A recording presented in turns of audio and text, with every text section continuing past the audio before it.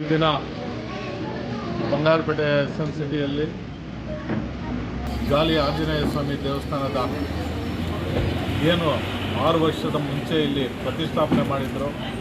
2020ರಲ್ಲಿ ಫೆಬ್ರವರಿಯಲ್ಲಿ ಇಲ್ಲಿ ದೇವಸ್ಥಾನ ಪ್ರತಿಷ್ಠಾಪನೆ ನಮ್ಮ ಸನ್ಮಾನ್ಯ ಶಾಸಕರಾದ ಎಸ್ ಎನ್ ನಾರಾಯಣಸ್ವಾಮಿ ಅವರು ಮಾಡಿದರು.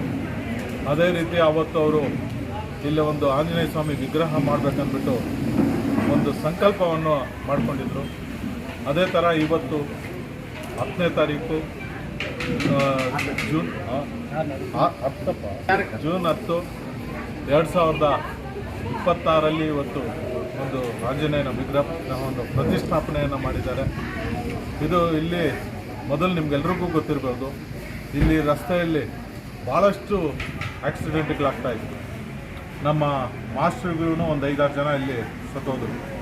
ಇಂಥ ಜಾಗದಲ್ಲಿ ಇಂಥ ದೇವ್ರದ್ದು ಒಂದು ದೇವಸ್ಥಾನ ಮಾಡಿದ ಮೇಲೆ ಇಲ್ಲಿ ಯಾವುದೇ ಅನಾಹುತಗಳು ನಡೀತಾ ಇಲ್ಲ, ಒಳ್ಳೇದು ನಡೀತಾ ಇದೆ. ಇಲ್ಲಾದ ಮೇಲೆ ನಮ್ಮ ಶಾಸಕರು ಒಳ್ಳೆಯ ಕೆಲಸಗಳನ್ನು ಮಾಡ್ತಾ ಇದ್ದಾರೆ.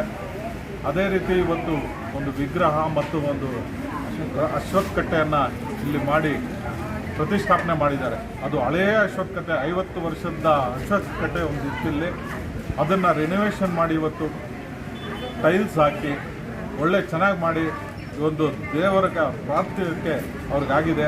ನಾವೆಲ್ಲರೂ ಸೇರಿ, ನಮ್ಮ ಮುಖಂಡರೆಲ್ಲರೂ ಸೇರಿ ನಾವು ಆಂಜನೇಯ ಸ್ವಾಮಿ ದೇವರಲ್ಲಿ ಪ್ರಾರ್ಥನೆ ಮಾಡ್ಕೊತೀವಿ. ನಮ್ಮ ಮುಖ್ಯಮಂತ್ರಿಗಳಾದ ಡಿ.ಕೆ. ಶಿವಕುಮಾರ್ ಅವರಿಗೆ, ಸಿದ್ದರಾಮಯ್ಯ ಅವರಿಗೆ ಮತ್ತು ನಮ್ಮ AICC ಅಧ್ಯಕ್ಷರಾದ ಮಲ್ಲಿಕಾರ್ಜುನ್ ಖರ್ಗೆ ಅವರಿಗೆ, ಸೋನಿಯಾ ಗಾಂಧಿ ಅವರಿಗೆ, ರಾಹುಲ್ ಗಾಂಧಿ ಅವರು ಎಲ್ಲರೂ ಸೇರಿ ನಮ್ಮ ಶಾಸಕರಿಗೆ ಆಶೀರ್ವಾದ ಮಾಡಿ ಆ ದೇವರ ಕೃಪೆಯಿಂದ ಅವರಿಗೆ ಒಂದು ಮಂತ್ರಿ ಸ್ಥಾನ ಸಿಗಲಿ, ಇನ್ನೂ ಒಳ್ಳೆ ಕೆಲಸಗಳು ಮಾಡಲಿ, ಆ ದೇವರ ಕೃಪೆಯಿಂದ ಅವ್ರು ಒಳ್ಳೆಯ ಕೆಲಸಗಳು ಮಾಡಿ ಅಂದ್ಬಿಟ್ಟು ಆ ದೇವರಲ್ಲಿ ಪ್ರಾರ್ಥನೆ ಮಾಡ್ಕೊತೀವಿ. ಮತ್ತೊಂದು ನಾವು ಶುಕ್ರವಾರ 10 ಗಂಟೆಗೆ ಅಂಬೇಡ್ಕರ್ ಸ್ಟ್ಯಾಚ್ಯೂ ಹತ್ರ ಒಂದು ಪ್ರೊಟೆಸ್ಟನ್ನು ಇಟ್ಕೊಂಡಿದ್ದೀವಿ. ನಮ್ಮ ಕಾಂಗ್ರೆಸ್ ಮುಖಂಡರು ಎಲ್ಲರೂ ಸೇರಿಕೊಂಡಲ್ಲಿ ನಮ್ಮ ಶಾಸಕರಿಗೆ ಮತ್ತು ನಮ್ಮ ಜಿಲ್ಲೆಗೆ ಒಂದು ಮಂತ್ರಿಯನ್ನು ಕೊಡಬೇಕಂದ್ಬಿಟ್ಟು ಅವತ್ತು ಒಂದು ಮನವಿಯನ್ನು ನಾವು ಎಲ್ಲ ನಮ್ಮ ಮುಖಂಡರಿಗೆ, ರಾಜ್ಯ ಮುಖಂಡರು ಮತ್ತು ಕೇಂದ್ರ ಮುಖಂಡರಿಗೆ ಕಳಿಸೋದಕ್ಕೆ ಒಂದು ವ್ಯವಸ್ಥೆ ಮಾಡ್ಕೊಂಡಿದ್ದೀವಿ. ತಮ್ಮ ಮುಖಾಂತರ, ಮಾಧ್ಯಮ ನನ್ನ ಮಿತ್ರರ ಮುಖಾಂತರ ಜನಕ್ಕೆ ಎಲ್ಲ ಮನವಿ ಮಾಡ್ಕೊತೀವಿ. ಅವತ್ತು 10 ಗಂಟೆಗೆ ಅಲ್ಲಿ ಬಂದು ಆ ಕಾರ್ಯಕ್ರಮವನ್ನು ಯಶಸ್ವಿ ಮಾಡಬೇಕಂದ್ಬಿಟ್ಟು ಮಾಡೋಣ.